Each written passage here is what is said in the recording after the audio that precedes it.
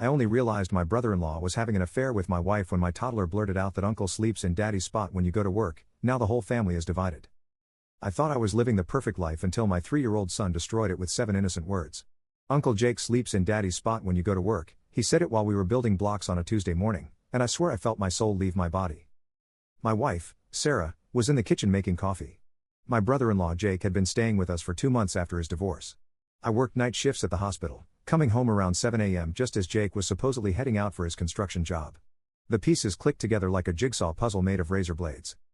I didn't confront them immediately. Instead, I did what any rational man would do and became a detective in my own home. I started coming home early, parking down the street, watching. The first time I saw Jake's truck still in my driveway at 3 a.m., I got up in my car. The second time, I took photos. The third time, I walked in. They were on my couch. My couch, where I watched cartoons with my son every Sunday morning. Sarah was wearing the lingerie I bought her for our anniversary, the one she claimed she lost. Jake was wearing nothing but guilt and my Lakers jersey. "It's not what it looks like," Sarah said, which is the most insulting thing you can say to someone who has functioning eyeballs. I didn't scream. I didn't throw punches. I just stood there holding my work bag, staring at the two people who had systematically demolished my existence while I was saving other people's lives 12 hours a day. "How long?" I asked. "Mike, let me explain," Jake started. "How long?" "6 months, Sarah whispered. 6 months. Half a year.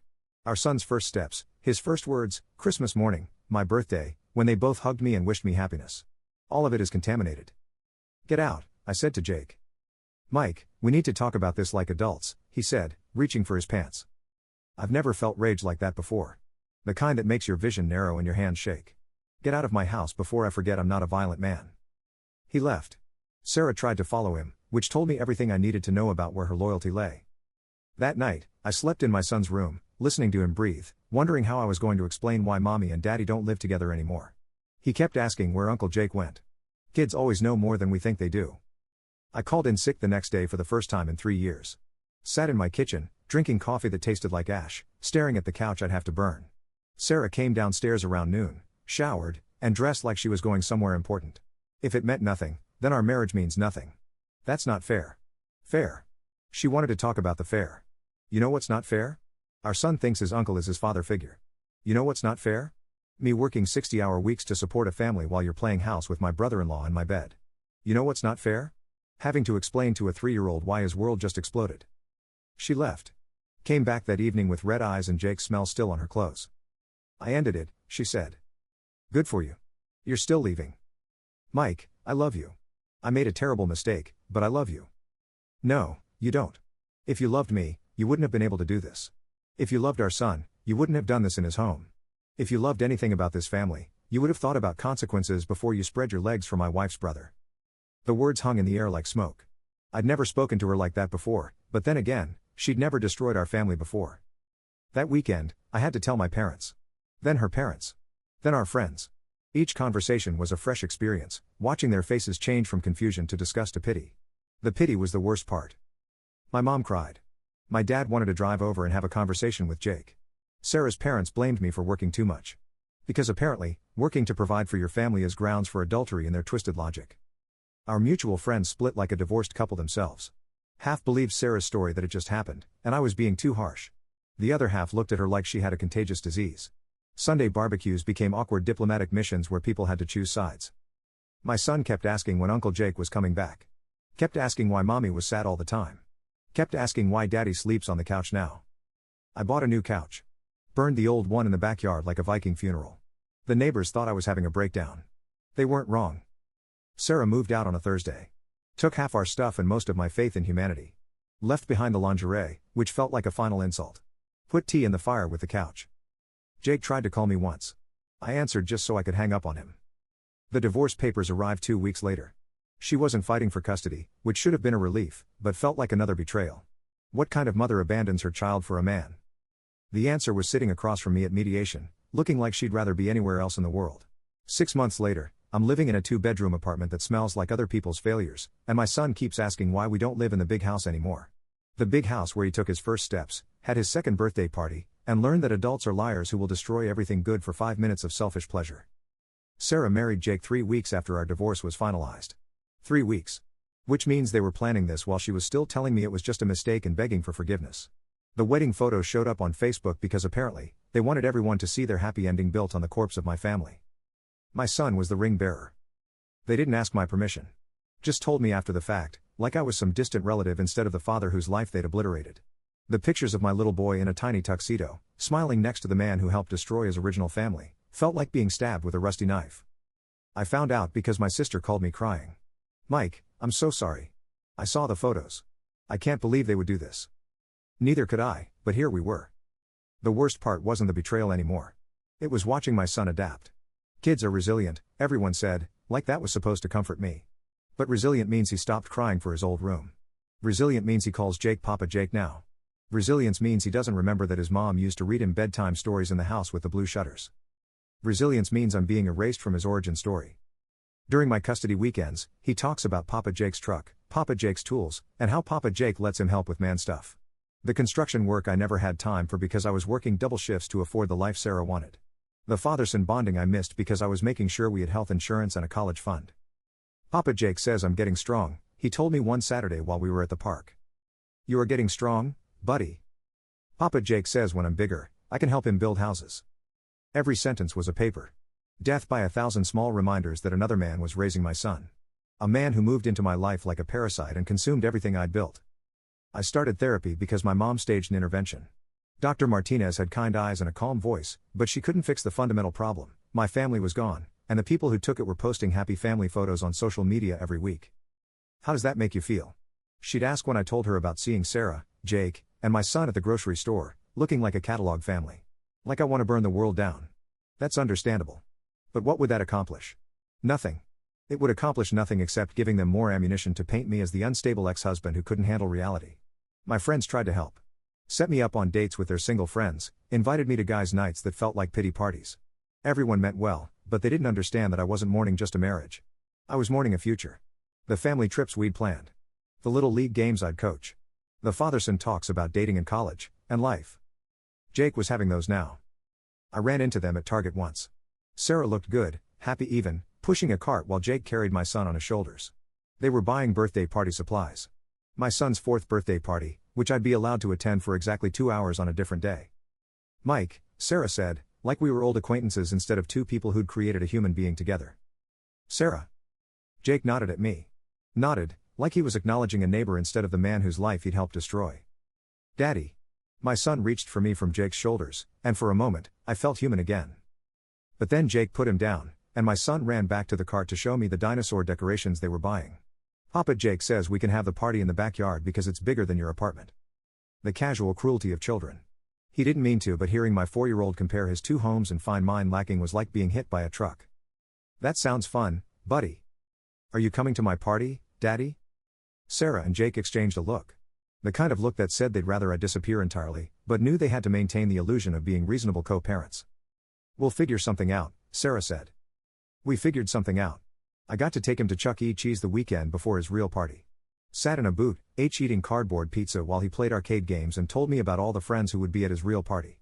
The one with the bouncy castle and the clown and all his preschool classmates. I was becoming the weekend dad. The backup parent. The one who gets the consolation prize while another man gets the daily bedtime stories, the scraped knee kisses, the first day of school photos. Work became my refuge, but even that was contaminated. My colleagues knew. Hospital gossip spreads faster than antibiotic-resistant infections, and everyone had opinions about my situation. Some were sympathetic. Others whispered that I must have been a neglectful husband if my wife strayed with his brother-in-law. Because it's always the man's fault when his family falls apart, right? If I'd just been more present, more attentive, more everything, maybe Sarah wouldn't have needed to find comfort in Jake's arms. In my bed. In my son's daily life. I started working more hours. Not because we needed the money anymore, but because being busy meant not thinking. Not remembering.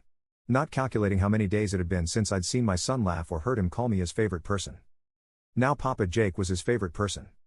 2 years after the divorce, I got the call that should have felt like vindication, but just felt empty. Sarah was crying, which was rare because she'd perfected the art of emotional distance since becoming Jake's wife. "He's cheating on me," she said without preamble. I was eating cereal for dinner in my apartment, which still didn't feel like home. The same apartment where my son visits every other weekend and complains that there's nothing to do because it doesn't have a backyard or a workshop, or any of the things that made Papa Jake's house superior. I'm sorry to hear that, I said, and surprised myself by meaning it. Mike, I know I have no right to call you, but I don't know what else to do. Why are you calling me, Sarah? Because you're the only person who knows what this feels like. The audacity was breathtaking. She wanted comfort from the man she'd betrayed, understanding from the person she'd destroyed, sympathy from the victim of her choices. Who is it? I ask, because I'm a masochist. His coworker. 23 years old. Blonde. Looks nothing like me. Just like Sarah did not look like Jake's ex-wife. History repeating itself with the precision of a Swiss watch. How did you find out? Same way you did. Our son. He told me Papa Jake has a friend who comes over when I'm at work. A friend who brings cookies and plays princess dress up with him. The sick irony wasn't lost on me. My son, the unwitting destroyer of marriages, had done it again. This time to the woman who'd taught him that secrets were acceptable as long as nobody found out. What are you going to do? I don't know. I can't afford the house on my own. I don't have anywhere to go. My parents won't take me back after what I did to you. Consequences.